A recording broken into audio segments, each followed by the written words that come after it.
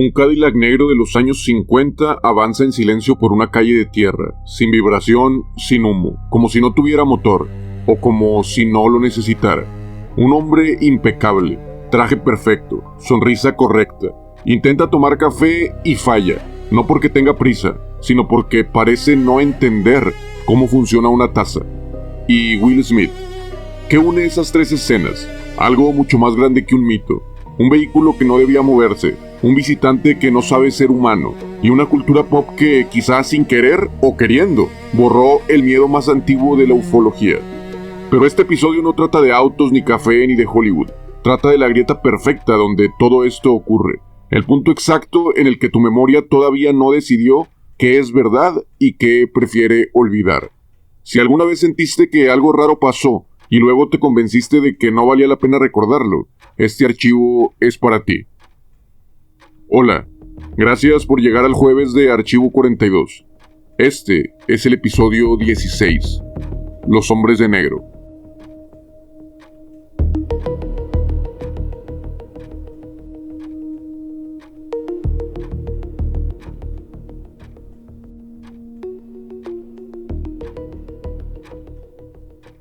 ¿Te ha pasado? Subes al auto, te abrochas el cinturón, enciendes el coche, sales del estacionamiento, vas manejando por una ruta que conoces de memoria, la misma avenida de siempre, los mismos semáforos, las mismas curvas, el mismo anuncio luminoso que ya ni ves. Parpadeas y de pronto ya estás frente a tu casa.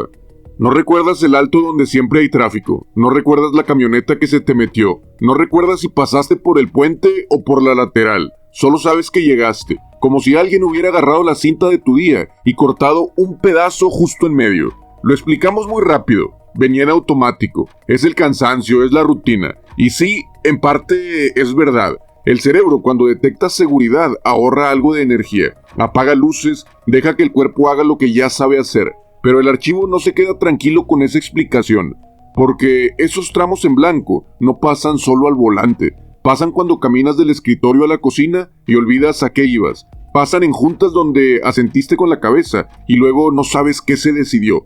Pasan en conversaciones importantes donde recuerdas el tema, pero no las palabras que se dijeron.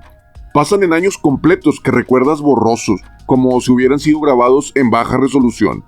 Y ahí aparece algo bastante incómodo. Si somos capaces de borrar pedazos de nuestra historia sin que nadie nos obligue, ¿qué tan fácil sería que alguien más metiera mano en ese mismo espacio?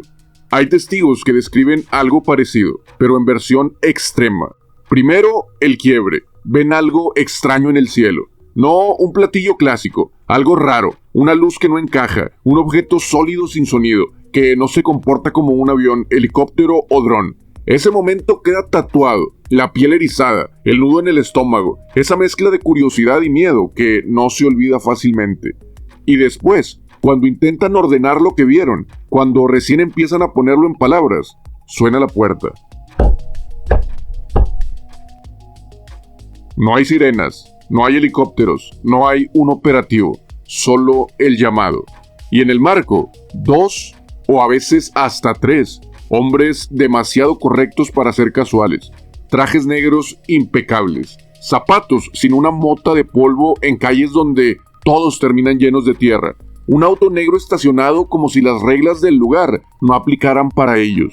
No levantan la voz, no amenazan, no necesitan hacerlo.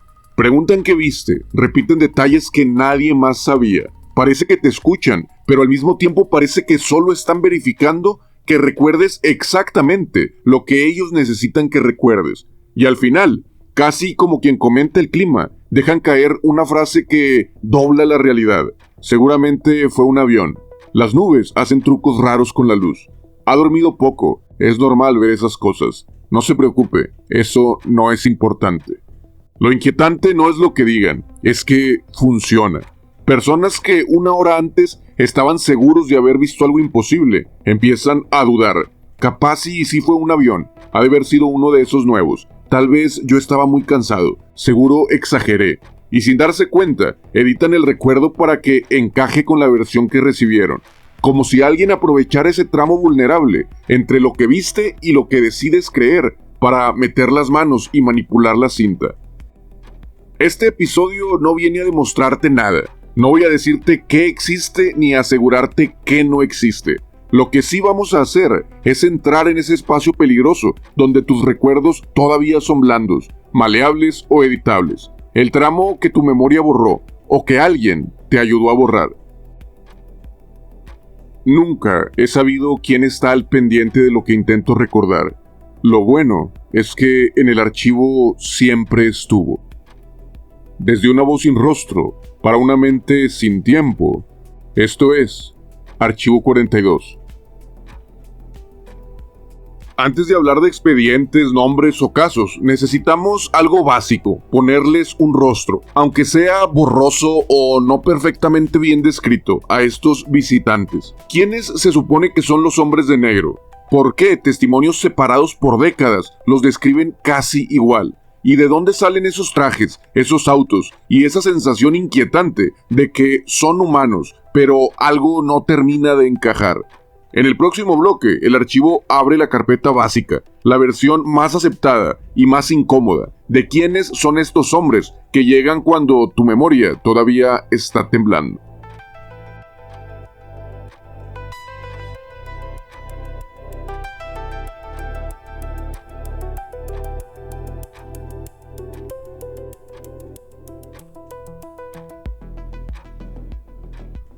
Como te decía antes de abrir casos, nombres o expedientes, que lo vamos a hacer más adelante, el archivo tiene que responder una pregunta base, más vieja que Roswell y más incómoda que cualquier teoría. ¿Quiénes se supone que son los hombres de negro? La respuesta cómoda, la que da a cualquiera sin prisa, es: son agentes del gobierno. Pero si fuera tan simple, no existiría un patrón tan preciso, ni tan raro, porque el patrón existe y se repite, década tras década, país tras país, testigo tras testigo. Los reportes más antiguos surgen en los años 50, justo cuando el miedo al cielo empezó a volverse rutina. Luces imposibles, objetos sin sonido, sombras metálicas flotando donde no debía de haber nada. Y después de eso, sin falta, llegaba la visita. Quiero hacer un paréntesis en que el primer objeto extraño registrado en el cielo no fue precisamente en los años 50, fue hace casi 500 años, por allá del 1561, donde en varias partes de Europa se vieron objetos extraños en el cielo. Hubo reportes en periódicos porque ya existía la imprenta, algunos eran cruces voladoras, otros eran esferas voladoras, otros eran solamente como una placa metálica gigante, incluso hablaban de batallas entre ese tipo de naves. Pero bueno, volvamos a los hombres de negro. La descripción se repite con una exactitud que incomoda, como si todos hubieran visto la misma escena desde casas diferentes. Hombres impecables, trajes negros absurdamente formales, corbatas rígidas, zapatos sin rastro de polvo, aunque el camino fuera lodo fresco, y siempre llegan igual, sin prisa, sin sudor, sin ese cansancio humano que deja marca en la voz y en la postura de alguien que se está trasladando, como si no hubieran caminado, sino simplemente aparecido. Afuera está el vehículo, un sedán negro grande, de esos que ya casi no existen. A veces parece un Cadillac de los 50, otras un Lincoln demasiado nuevo para ese año, como si estuvieran ligeramente desfasados en el tiempo. Nunca tiene polvo, nunca tiene placas claras, nunca suena como debería sonar un motor, no ruge, no vibra, solo se desliza. Un auto hecho por alguien que imitó uno real, sin entender del todo cómo respira una máquina humana.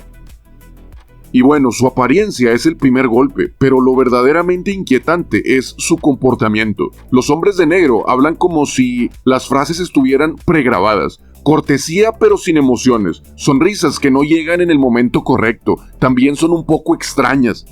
Preguntas que no buscan información, buscan confirmar qué tanto es lo que recuerdas. Y luego están los errores, los detalles que nadie esperaría de un supuesto agente. Hubo uno que no supo cómo usar una pluma, otro que observó un vaso como si fuera tecnología desconocida. Testigos que juran haberlos visto dudar ante una simple puerta, como si no recordaran en qué dirección se supone que se abre. No son errores humanos, son errores de alguien que está imitando lo humano, una copia ligeramente corrupta. Y sí, vale la pena aclararlo, la mayoría de quienes los describen o de quienes fueron visitados por ellos vieron algo extraño en el cielo, lo cual para muchos invalida su credibilidad. Pero el archivo propone otra lectura. Si no hay registros oficiales, ¿es porque no existen o porque esa es precisamente su función, no dejar ningún rastro. Las personas que creen en ellos tienen teorías, algunas son razonables y otras un poco más inquietantes. La teoría número 1 es que son agentes reales encargados de intimidar, desinformar y recuperar evidencia antes de que llegue a la prensa. La teoría número 2, son una división ultrasecreta que no aparece en ningún registro público, inteligencia paralela, política sin nombre.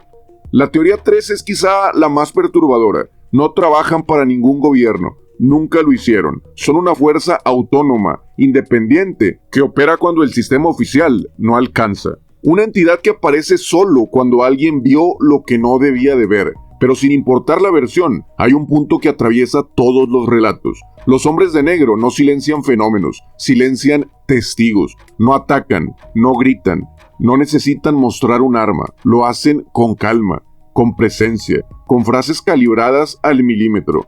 Seguramente interpretó mal lo que vio. Ha dormido muy poco. Estos casos suelen tener explicaciones simples. Y lo más inquietante, todo eso funciona.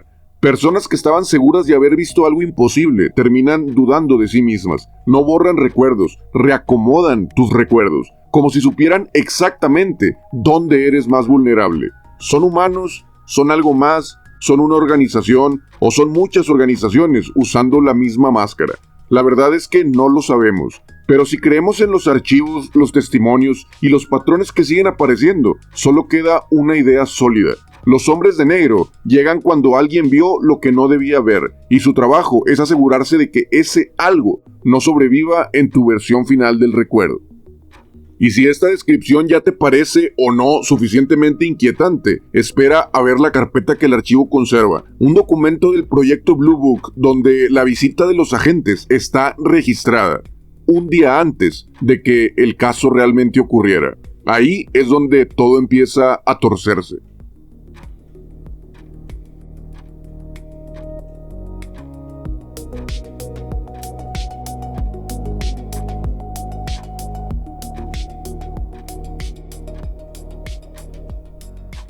El proyecto Blue Book no nació del misterio, nació del pánico. En 1952, la Fuerza Aérea de los Estados Unidos ordenó crear un sistema estricto, casi obsesivo, para catalogar cualquier cosa rara que apareciera en el cielo.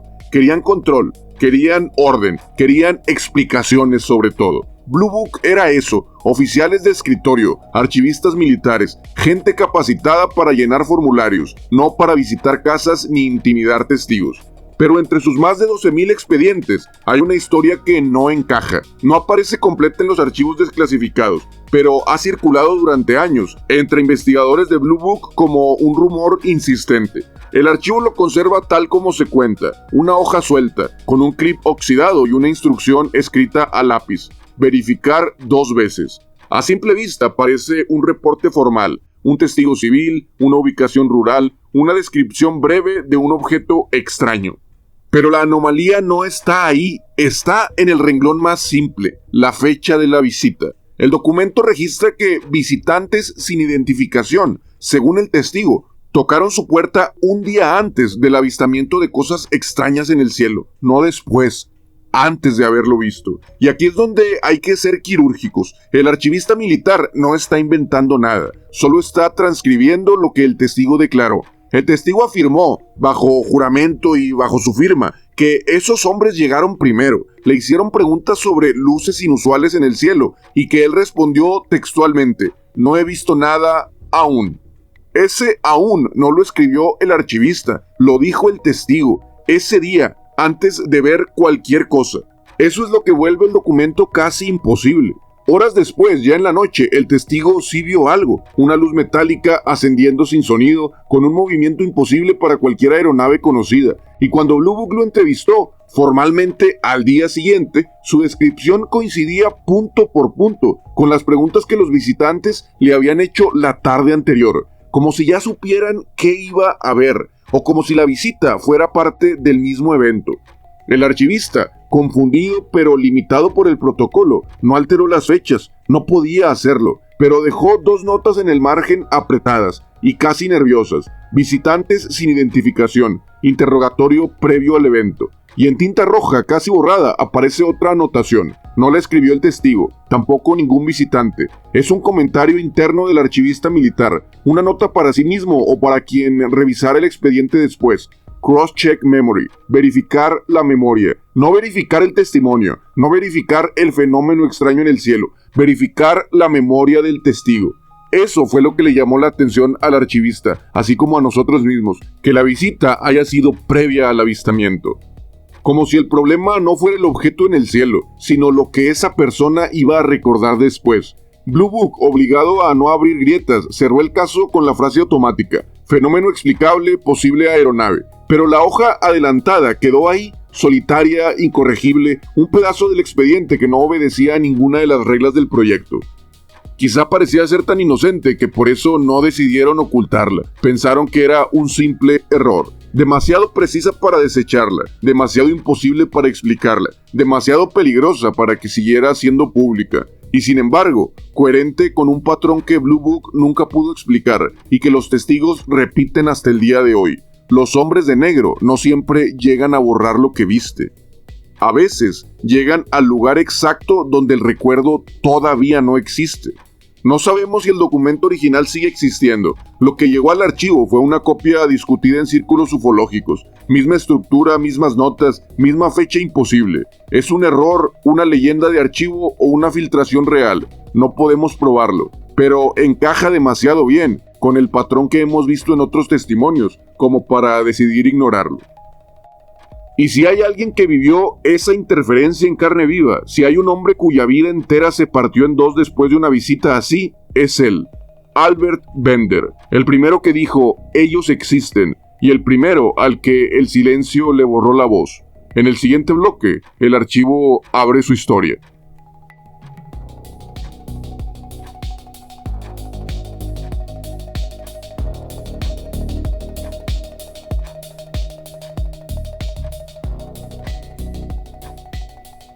Si los hombres de negro tienen un origen reconocible, si hubiera que señalar el punto exacto donde la sombra tomó forma, ese punto tiene un nombre: Albert K. Bender. Bender no era militar ni científico, ni un agente con gafete oficial. Era un obrero textil que vivía con su madre en un ático angosto, saturado de recortes, libros y mapas y ese olor a tinta vieja que solo existe en los lugares donde la obsesión se vuelve un hábito. Quizás a eso huele este lugar en el que estoy yo.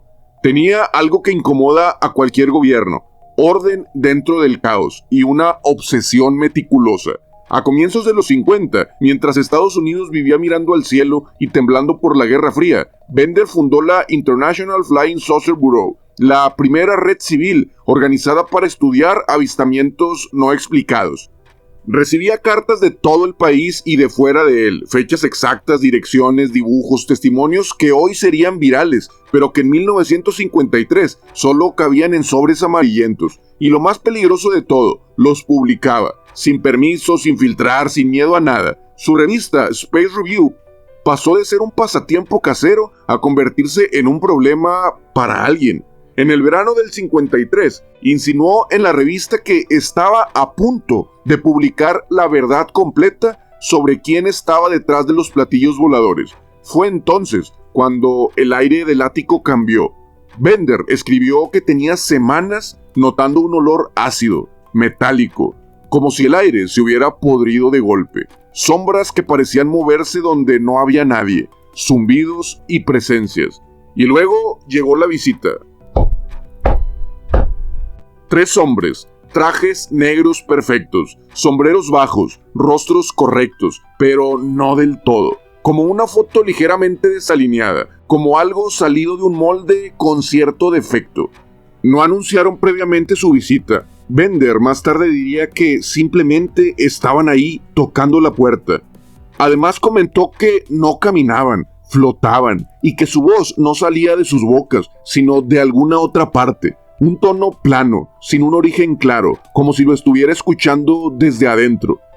No lo llamaron loco, no negaron sus investigaciones, no le ofrecieron explicaciones alternativas, solo le dieron instrucciones.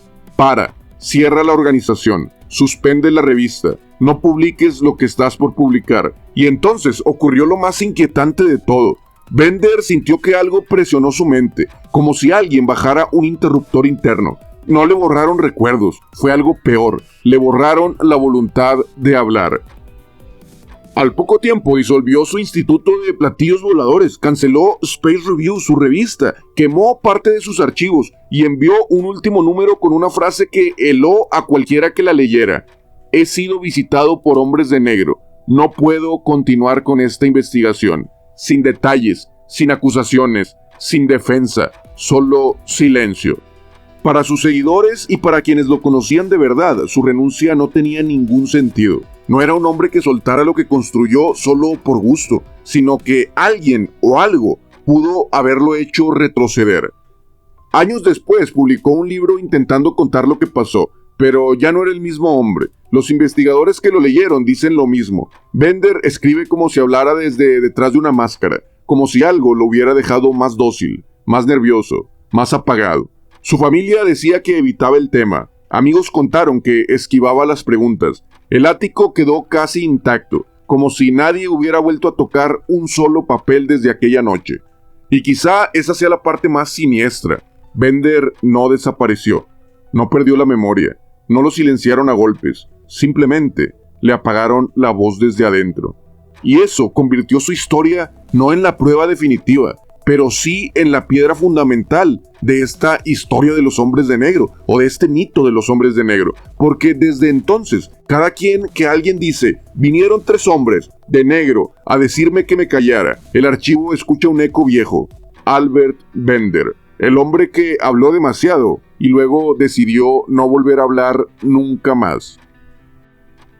Pero antes de que quieras despachar a Bender como una exageración y pensando que simplemente estaba loco, el archivo quiere abrir otra capa, la de quienes siguieron sus pasos, revisaron casos durante años y descubrieron que esa visita no era un accidente, sino un patrón repetible. Nick Redfern, The Real Men in Black, prepárate. Aquí es donde la imitación humana empieza a romperse.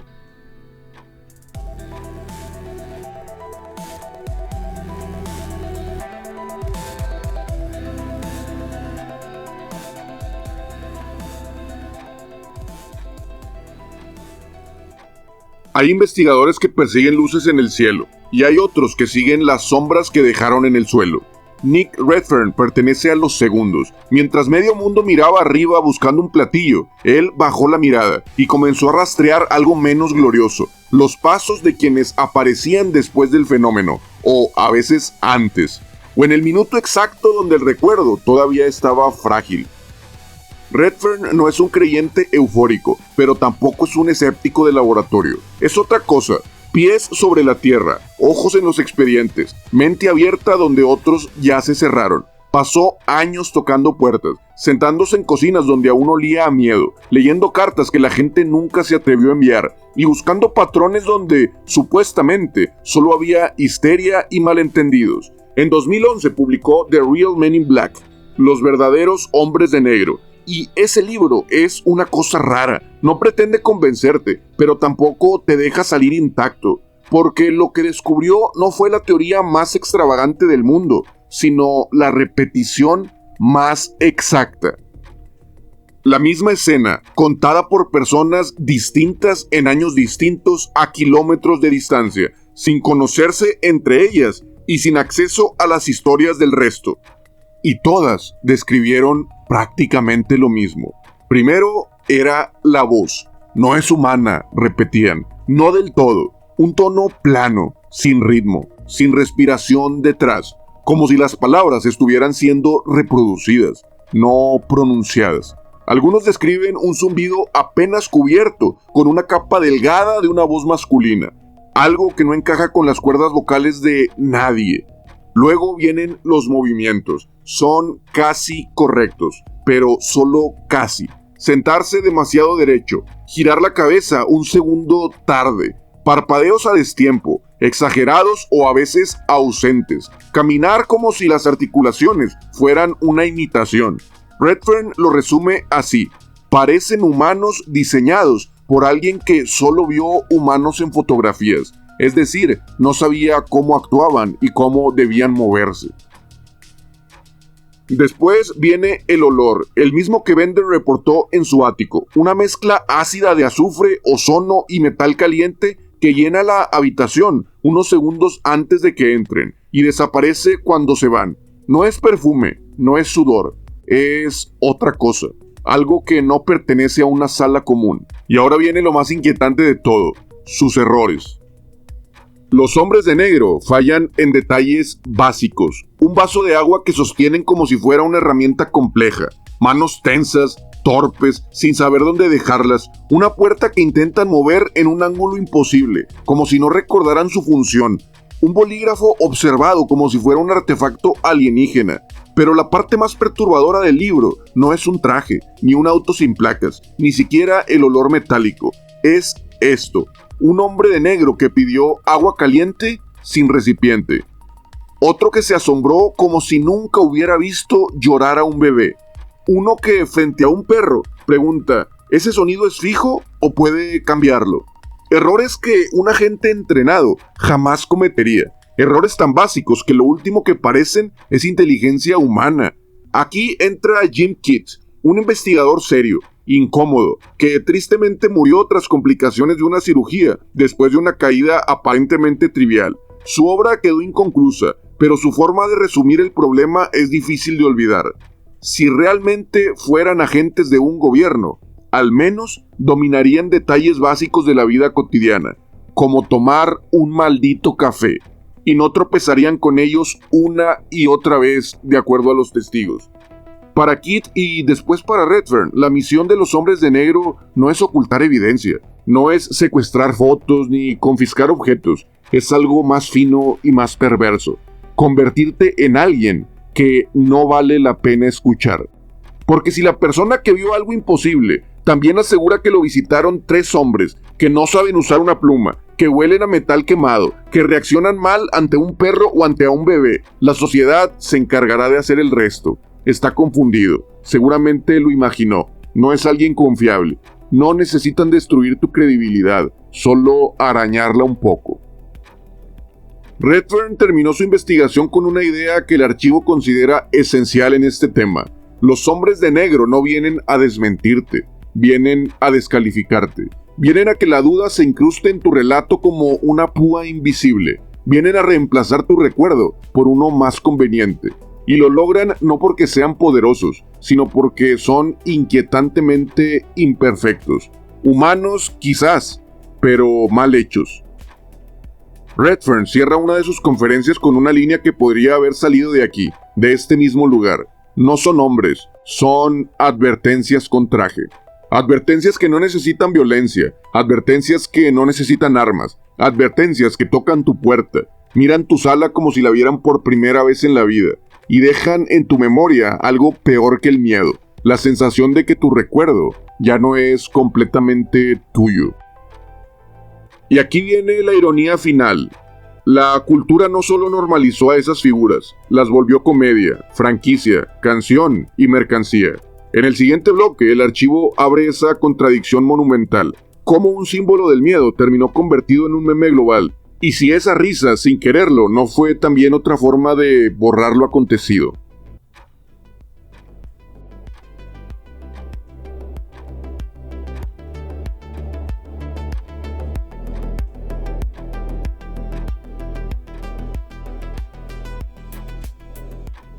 Hay símbolos que nacen para inquietar, figuras cargadas de décadas de silencio, testigos temblando, archivos amarillentos y preguntas que incomodan incluso cuando nadie las dice en voz alta. Y luego, de pronto, alguien toma ese miedo y lo vuelve manejable, doméstico, un chiste y un baile.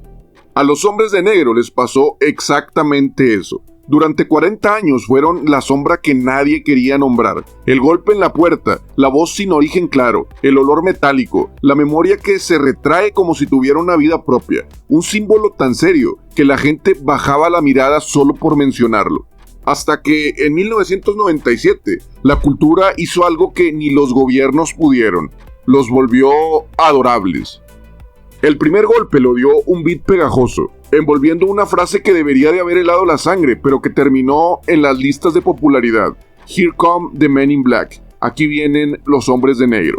Will Smith, Traje perfecto, lentes oscuros, coreografía, sonrisa que desarma y un alien bailando como si el miedo fuese un mal chiste. En 3 meses, la figura más inquietante de la ufología moderna se convirtió en entretenimiento familiar, gadgets, humor y una segunda línea en la canción que debería haber sido una alarma. They won't let you remember. Ellos no dejarán que recuerdes. En la película, ese borrado masivo de la memoria, que en los relatos reales provoca temblores, llanto o confusión, se volvió como un truco divertido, casi tierno, con el famoso neuralizador brillando como si fuera una linterna de juguete. La ironía es tan precisa que parece escrita por los mismos hombres de negro, porque escondidos entre beats y rimas están las mismas descripciones que los testigos civiles llevan repitiendo desde los años 50. They walk in shadow, move in silence. Ellos caminan entre las sombras y se mueven en silencio. Exactamente lo que las personas juraban haber vivido, pero nadie lo notó. Todos estábamos ocupados cantando y bailando al ritmo de la canción. La película se encargó de hacer el resto. El miedo que antes obligaba a cerrar cortinas se convirtió en un guiño cómico, en 2 agentes cool haciendo chistes mientras salvaban al mundo de los extraterrestres. Y lo verdaderamente inquietante no es que la cultura se riera del mito, es que sin quererlo, lo desactivó.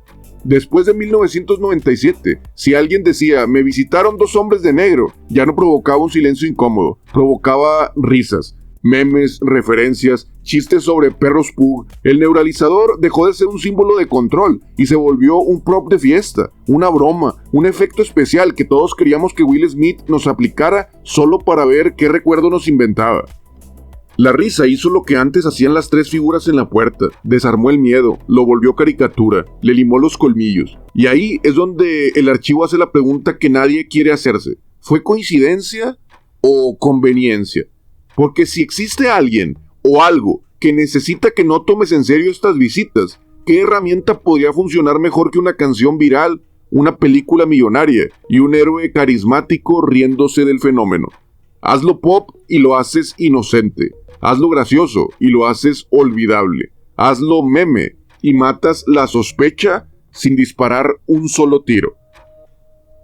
Es el borrado perfecto, no de un recuerdo individual, sino de un miedo colectivo. Desde 1997 los hombres de negro dejaron de ser la sombra que inmoviliza y se convirtieron en mercancía, nostalgia, un disfraz. La versión cultural arrasó por mucho, la versión real quedó sepultada bajo playlists, GIFs y bromas en internet. La censura de los 50 fue silenciosa, la de los 90 fue pegajosa. Las 2 funcionaron, pero la última fue sin duda la más eficiente. Pero bueno, la cultura lo trató de suavizar, pero el presente lo volvió a tensar, porque mientras cantábamos y bailábamos, los avistamientos crecieron, los pilotos empezaron a hablar, los radares dejaron de fallar, y los testigos de hoy ya no se enfrentan a Cadillacs sin placas, sino a visitas nuevas, más discretas, más modernas, pero con el mismo olor a metal caliente.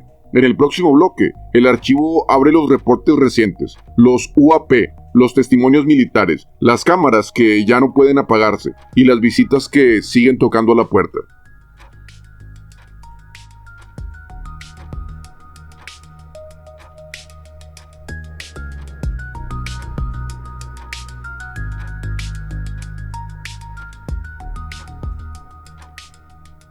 Durante años los hombres de negro se quedaron atrás, eran cosa de revistas viejas, de libros de pasta blanda, de testigos que ya no están vivos, un mito de posguerra, un miedo heredado, algo que solo le pasaba a la gente de antes, hasta que el cielo decidió volver a moverse, y lo hizo en la peor época posible para quienes dependen del silencio, cuando llevamos cámaras en el bolsillo, radares en cada base, sensores militares que registran hasta un insecto, y pilotos capaces de distinguir un dron barato de una amenaza real. A partir del 2020, el fenómeno dejó de ser chisme, se volvió expediente oficial. Primero, los 3 videos que jamás debieron salir, Tic Tac, Go Fast y Gimbal. Objetos sin alas, sin superficies de control, sin estela, sin obedecer ninguna lógica aerodinámica. Movimientos que cualquier piloto reconoce como imposibles. Y por primera vez en la historia, el Pentágono tuvo que decir en voz alta, no sabemos qué es.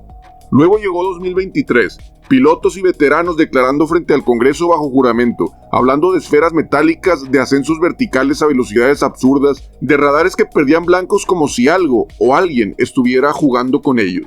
La palabra ovni o UFO en inglés desapareció del lenguaje oficial. Llegó una nueva, UAP, fenómenos anómalos no identificados, más serio, más técnico y más difícil de ridiculizar. Y mientras arriba los sensores captaban lo imposible, abajo comenzó otra ola, más silenciosa, más incómoda, más familiar, las visitas modernas. Lo que sigue no son expedientes con número de folio, son retratos recurrentes, testimonios que aparecen en entrevistas, foros de pilotos, documentales sobre UAPs y conversaciones fuera de récord. No todas están documentadas formalmente, pero aparecen una y otra vez en entrevistas de pilotos, en foros cerrados de aviación, en documentales como Encounters en Netflix, The Basement Office de New York Post y The Proof is Out There de History Channel. Han cambiado nombres, lugares y detalles, pero el molde se repite tanto que vale la pena contarlos como lo que son, ejemplos de un patrón que continúa apareciendo. El archivo conserva 2 testimonios recientes, no oficiales pero persistentes, que dibujan un molde demasiado viejo con una cara demasiado nueva. En el caso 1 se habla de un piloto comercial en un vuelo nocturno. Grabación desde la cabina. Un objeto cilíndrico asciende sin ruido y desaparece sin dejar estela. El video no se publica, circula solo entre colegas. Horas después, según el propio piloto, recibe una llamada privada. La voz es cortés, demasiado cortés. Buenas noches, capitán. Sabemos que tuvo un incidente visual. No es grave, pero le sugerimos eliminar cualquier registro. Es más que nada por su tranquilidad. El piloto pregunta a quién habla. Silencio, clic, colgaron. Cuando revisa el celular, el archivo ya no está. Tampoco en la copia de seguridad. Borrado remoto, un error, sugestión. No hay forma de comprobarlo. Solo queda el testimonio y la duda de lo que pasó.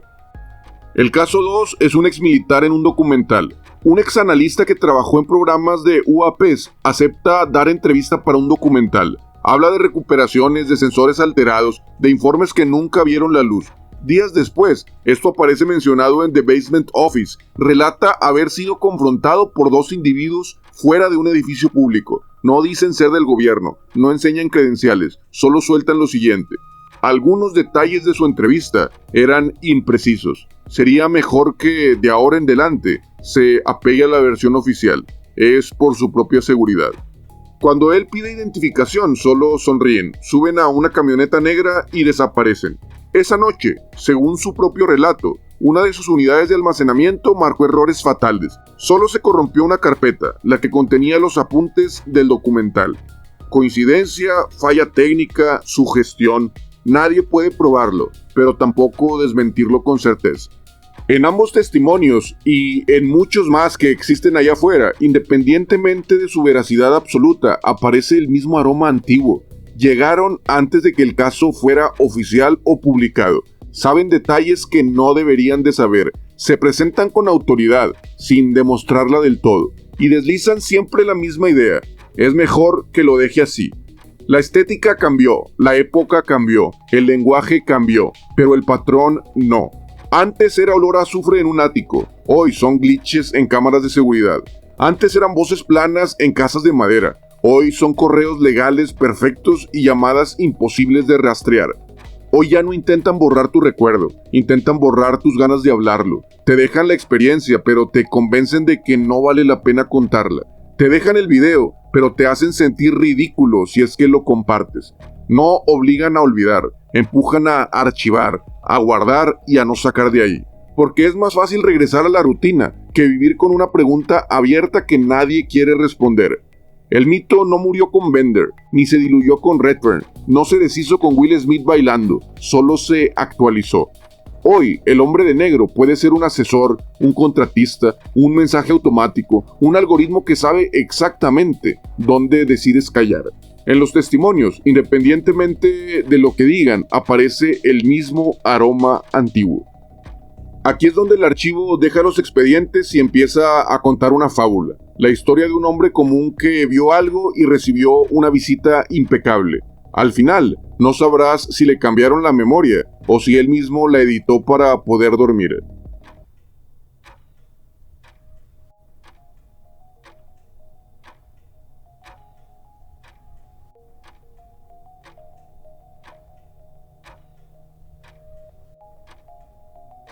Después de tanta información, vamos a dejar por un momento los expedientes, los congresos, los radares, los videos filtrados. A veces, para entender un mecanismo, hay que verlo funcionar desde adentro de una sola vida. Esta es la historia del hombre que empezó buscando trabajo y terminó perdiendo su memoria a plazos. Imagina a un tipo cualquiera, llámalo Luis, 40 y tantos años, 3 hijos, una renta que no perdona, un cansancio que ya no se quita con dormir. Un día, entre correos basura y promociones de pizza, aparece un correo distinto. Puesto estable, sueldo fijo, prestaciones superiores a las de la ley, oportunidad única. Luis va, llega a un edificio sin letrero, cristales oscuros, recepción demasiado limpia. Lo hacen pasar, le entregan una carpeta gruesa. Es solo papelería de ingreso. Firmas aquí, aquí y aquí y estás dentro. 100 páginas, letra microscópica. Párrafos interminables sobre confidencialidad, propiedad intelectual, procesamiento de información sensible. Luis no entiende todo, pero entiende algo. Si no firma, no hay trabajo. Entonces firma. Luego lo llevan a una sala blanca, sin ventanas. Le colocan sensores en las sienes, otro en la nuca, una banda fría en la muñeca. Es parte de la capacitación, actualización de tu sistema. Nada de qué preocuparse. Cuando sale, se siente igual, y a la vez, no. Los primeros días son raros, pero soportables. A veces habla en juntas y se escucha diciendo frases técnicas que nunca estudió, siglas que no recuerda haber memorizado, promesas que jamás se hubiera atrevido a hacer. Su boca dice, como ya vimos en el protocolo anterior, y por dentro piensa, ¿cuál protocolo si yo no vi nada? Empieza a tener pequeños tropiezos con la realidad. Un día toma un vaso de agua y por un segundo no recuerda de qué lado se bebe. Lo inclina mal y se moja la camisa. Se ríe y bromea. Qué distraído ando hoy. Otro día se queda mirando una puerta, manija metálica, un letrero que dice empuje, y él intenta jalar. 2 veces, 3 veces, hasta que alguien desde adentro la abre por él. Son tonterías, piensa solamente. Estrés, sueño, nada grave. Hasta que los microapagones se vuelven rutina. Cierra los ojos en el elevador del piso 17. Los abre en la planta baja, con un folder en la mano que no recuerda haber recogido. Parpadea frente a su computadora y cuando vuelve en sí está en otra sala, otra ciudad, otra reunión. Su cuerpo ya firmó algo, pero él no sabe qué. Al final del día regresa a casa agotado, pero cuando intenta repasar lo que hizo, todo el día se siente como un archivo corrupto, fragmentos sueltos, frases repetidas, huecos que nadie puede explicar. Es normal al inicio, le dice un compañero con la misma mirada vacía. Luego te vas a acostumbrar. Llegó un sábado y por primera vez en semanas no hay correos, ni juntas, ni actualizaciones. Luis sale a la azotea a colgar la ropa. Atardece. El cielo está limpio, de ese azul que casi duele, y entonces lo ve. Una esfera metálica del tamaño de un coche pequeño, flotando en silencio sobre los edificios. No vibra, no echa humo, no sigue ninguna ruta conocida. Solo está ahí. Y luego se desplaza como si alguien hubiera olvidado cómo funciona la física. Luis la observa mudo, no tiene dudas. Es idéntica a las descripciones que pasan por sus manos en la oficina, con sellos de confidencial y advertencias que no se dicen en voz alta. Por primera vez en meses siente algo de claridad. Mi trabajo está relacionado con esto, piensa. Debo reportarlo. Quizá por eso me contrataron. Entra al departamento, toma el teléfono, busca el número interno de la empresa. No alcanza a marcar. 3 golpes secos en la puerta. Luis se queda congelado con el teléfono en la mano. No ha dicho nada, no ha enviado foto, no ha publicado el video, pero alguien quizá ya lo sabe. Se acerca a la puerta con ese tipo de miedo que no hace ruido. Se pega a la mirilla. Hay 3 hombres afuera, trajes oscuros, zapatos impecables, ni una mota de polvo, aunque su edificio tiene 10 pisos de escaleras que normalmente están sucias. No llevan una identificación visible, no parecen perdidos. Uno levanta la vista directo a la mirilla, como si supiera que él está ahí.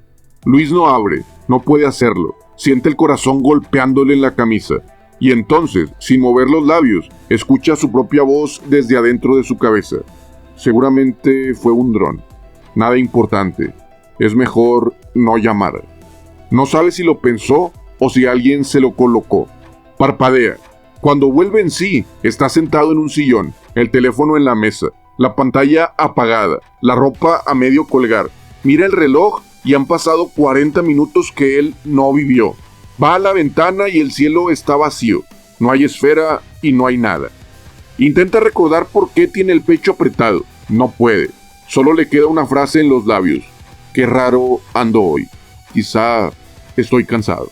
Al día siguiente regresa al trabajo, firma documentos, recibe órdenes que su cuerpo obedece solo, se ríe de un chiste que no le da risa, y cuando en una pantalla aparece un reporte de un avistamiento luminoso no corroborado en su zona de residencia, marca la casilla de siempre.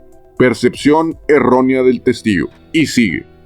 La fábula termina ahí, no porque falte más historia que contar, sino porque hay vidas que se siguen viviendo, aunque alguien las haya empezado a borrar.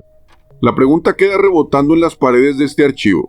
¿A Luis le cambiaron el recuerdo desde fuera, o fue él mismo quien decidió ajustarlo para que la realidad encajara con el contrato que firmó? ¿Qué es más inquietante? ¿Que los hombres de negro toquen tu puerta, o que tú solito te conviertas en el editor de lo que ya no te conviene recordar? Y ahí es donde el archivo va a clavar la estaca final. Porque lo verdaderamente perturbador no son ellos, ni sus trajes, ni sus autos. Lo que de verdad asusta es reconocer cuántas veces has dicho seguramente no fue nada, solo para poder seguir con tu vida. En el próximo bloque vamos a unir todos los hilos para llegar a la idea central del episodio, que el miedo más grande no está en el cielo, sino en la mente humana que edita sus recuerdos.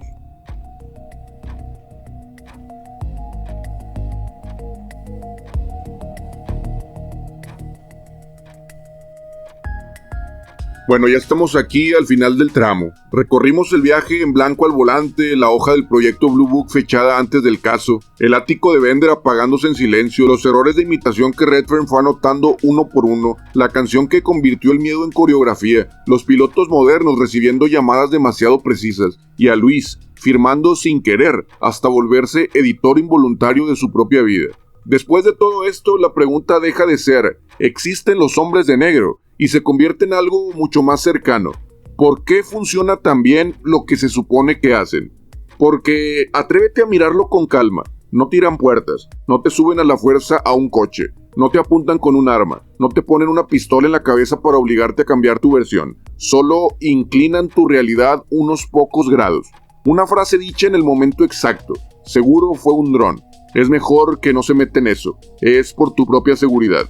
Un gesto muy bien ensayado, una credencial que parece real, pero no existe en ningún registro, un olor metálico que flota cuando ellos ya se fueron, un error humano demasiado perfecto para ser error, pero eres tú quien hace el resto.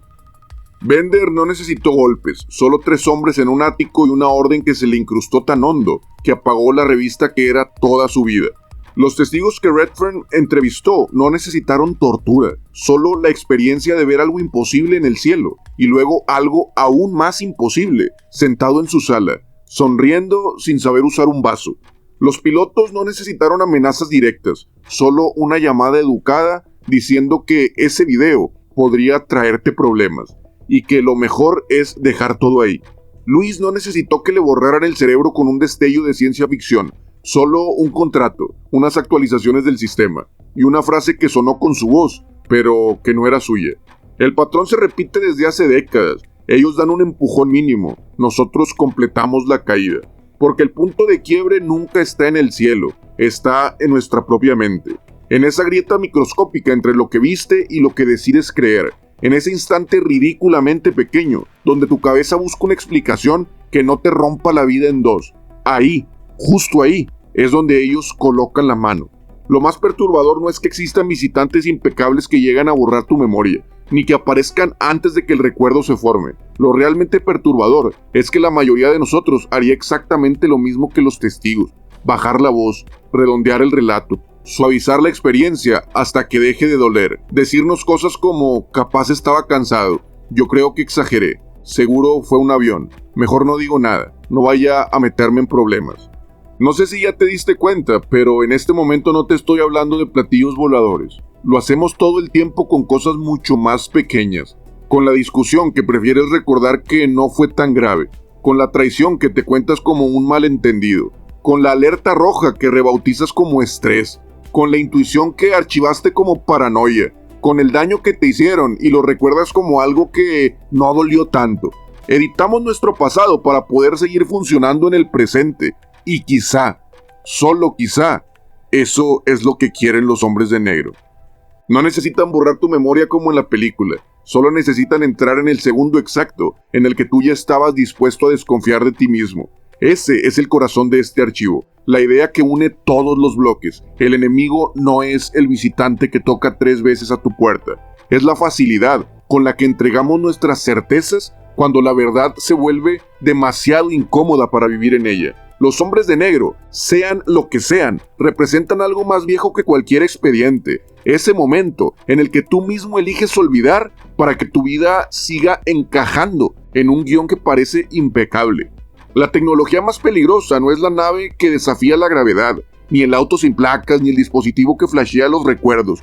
La herramienta real es mucho más simple, es la duda. Una vez que te siembran la duda, tú haces todo el trabajo. Reescribes frases, borras detalles, te ríes de lo que te asustó, llamas cuento a lo que te dejó sin dormir, te paras frente al espejo y eliges una versión cómoda de ti que no tenga que cargar con lo que vio. Y lo más duro de aceptar es que ese mecanismo no necesita trajes negros ni sombreros impecables. Puede ser un jefe, un gobierno, un algoritmo, tu pareja, un familiar, una voz en tu cabeza que aprendió a hablar como ellos. El traje es solo la metáfora. La técnica eres tú. Lo que realmente quieren que olvides no es el objeto en el cielo. Es el momento en que supiste, con una claridad brutal, que lo que viste no encajaba con nada. Ese segundo honesto en que tu mundo tembló. Eso es lo que hay que apagar. Eso es lo que hay que reescribir. Eso es lo que no conviene que recuerdes. Pero ahora que te lo dije, quiero saber si estás dispuesta a recordarlo. Y ahora que ya vimos que el fenómeno es mitad externo y mitad humano, que la visita llega de fuera pero el olvido lo firmas tú, el archivo no viene a decirte en qué creer, viene a hacerte una sola pregunta de todo lo que has vivido, qué parte recuerdas porque es verdad y qué parte recuerdas porque es la versión que te mantiene en pie. En el siguiente bloque no te voy a pedir que confíes en los hombres de negro, te voy a pedir algo más difícil. Que des una señal de que todavía hay memorias que no estás dispuesto a dejar en manos de nadie.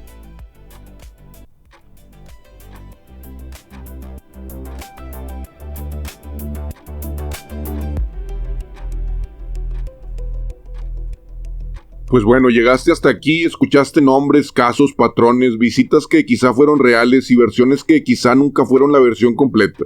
Te agradezco muchísimo por haberme escuchado, pero este bloque no se trata de ellos. Se trata de ti, porque cada persona que ha vivido algo extraño, no importa qué tan pequeño o tan grande sea, termina siempre frente a la misma pregunta.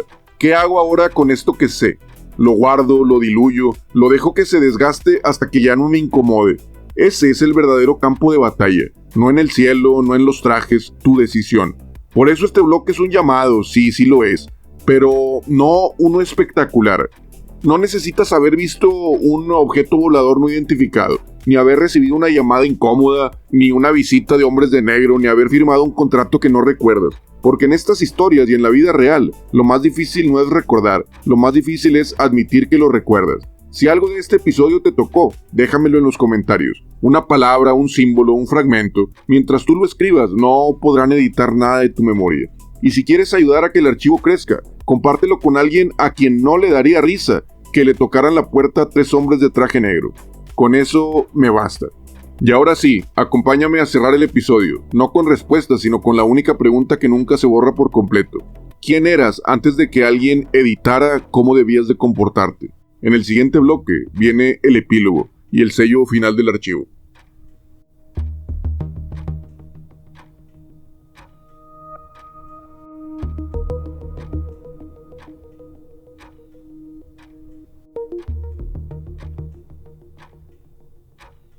Hay algo que directamente no dije en ningún bloque, algo que no aparece en expedientes, ni en grabaciones, ni en relatos filtrados. Es esto. Siempre queda un fragmento que no pudieron tocar. Un punto diminuto, terco, que se esconde en un rincón de tu mente como un fósforo que nunca terminó de apagarse.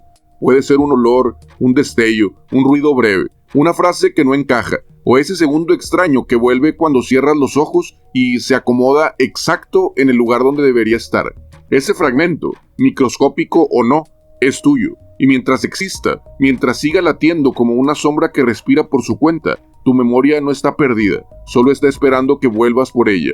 A lo largo de tu vida, alguien te dijo que exagerabas, que estabas cansado, que seguro viste mal, que no te desgastes. Quizá no fueron hombres de negro, quizá eran personas normales con cierta influencia o poder sobre ti, que querían doblar tu versión.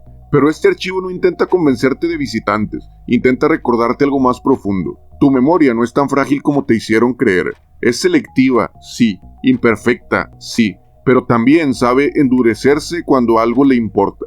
Entre todo lo que dejaste ir, hay un punto que nunca se dio, un núcleo compacto que sigue ahí repitiendo en voz baja. Esto pasó. Yo estaba ahí. Aún hay algo que me duele o que no entiendo. Esto no lo imaginé. Ese núcleo es la última sombra, la que ningún neuralizador cultural, ningún comentario condescendiente, ningún silencio prestado va a poder borrar. Guárdala. No es por paranoia, es por dignidad. Porque en un mundo donde todos quieren decirte cómo deberías de recordar las cosas, sobrevivir a esa edición es casi un acto de rebeldía. Pero bueno, si alguna noche escuchas 3 golpes en la puerta, recuerda que abrirla nunca fue obligatorio. Cerrar los ojos quizás sea la mejor opción. Y ahora sí, Archivo 42. Donde elegimos lo que queremos recordar. Sobrevivir a la edición siempre fue el objetivo. No lo dije todo. No me creas nada. Tal vez este archivo no era para abrirse el día de hoy, pero guárdalo cerca, por si mañana lo necesitas. Nos escuchamos en el próximo archivo.